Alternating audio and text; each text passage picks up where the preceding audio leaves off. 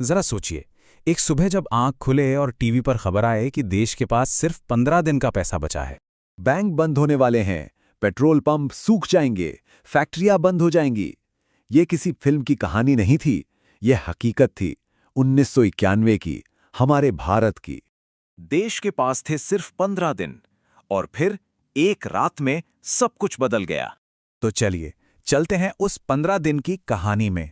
साल था 1991, जब भारत एक ऐसी गहरी आर्थिक खाई के बिल्कुल मुहाने पर खड़ा था जिसके आगे सिर्फ और सिर्फ अंधेरा था। उस वक्त सड़कों पर आम इंसान की जिंदगी जैसे थम सी गई थी। पेट्रोल पंपों पर मीलों लंबी कभी न खत्म होने वाली कतारें थीं। दुकानों की शेल्फ खाली हो रहे थे और हर चेहरे पर एक अनजाना सा खौफ साफ दिख रहा था, क्योंकि रुपए की कीमत हर घंटे हर पल गिर रही थी। देखिए, किसी भी देश की अर्थव्यवस्था की सांसें चलती हैं उसके विदेशी मुद्रा भंडार यानी फॉरेन एक्सचेंज रिजर्व से। यही वो पैसा है जिससे हम जरूरी चीजें बाहर से खरीदते हैं, जैसे तेल, मशीनें, सब कुछ। इसके बिना समझ लीजिए देश का इंजन ही बंद पड़ जाता है। और 1991 में भारत की यही सांसें बस रुकने ही वाली थीं। हमारा विदेशी मुद्रा भंडार लगभग पूरी तरह से खाली हो चुका था। वक्त सिर्फ चंद हफ्तों का बचा था। लेकिन सवाल ये उठता है कि आखिर इतना बड़ा देश, 1 अरब लोगों का देश, इस हालत तक पहुंचा तो पहुंचा कैसे? इसकी वजह एक नहीं थी, इस तबाही की जड़ें काफी गहरी थीं। इस संकट की आग में घी का काम किया 1990 के खाड़ी युद्ध ने। अचानक दुनिया भर में तेल की कीमतें आसमान पर पहुंच गईं। इससे हमारा इंपोर्ट बिल कई गुना बढ़ गया। और ठीक उसी वक्त एक और चोट लगी। खाड़ी देशों में काम कर रहे लाखों भारतीयों से जो पैसा देश में आता था वो भी आना बंद हो गया। मतलब देश पर यह एक दोहरी मार थी। सरकारी खजाना बिल्कुल खाली।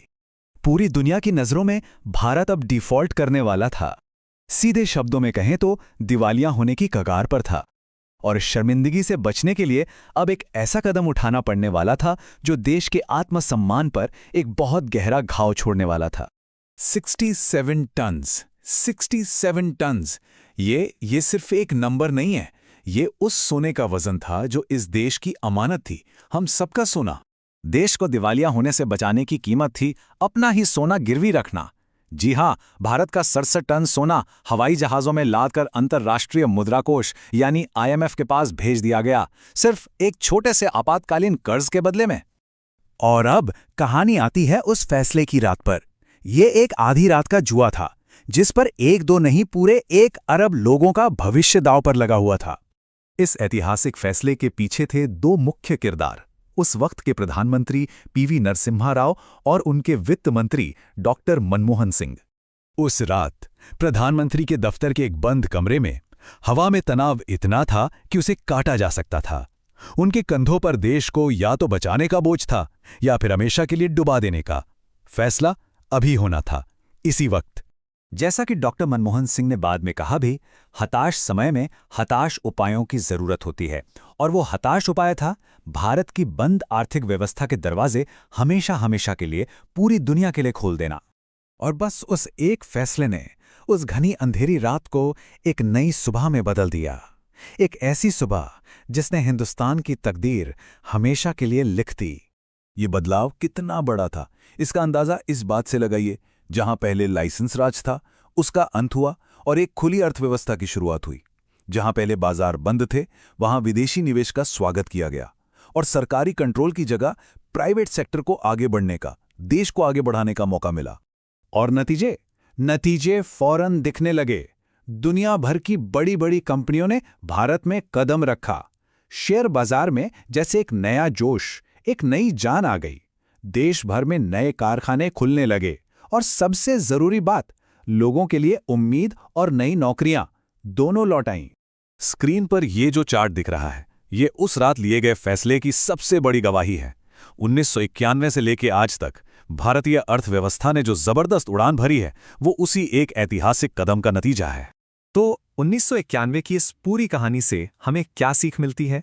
इसकी विरासत, इसकी लेगेसी आज भी उतनी ही जरूरी है जितनी तब थी।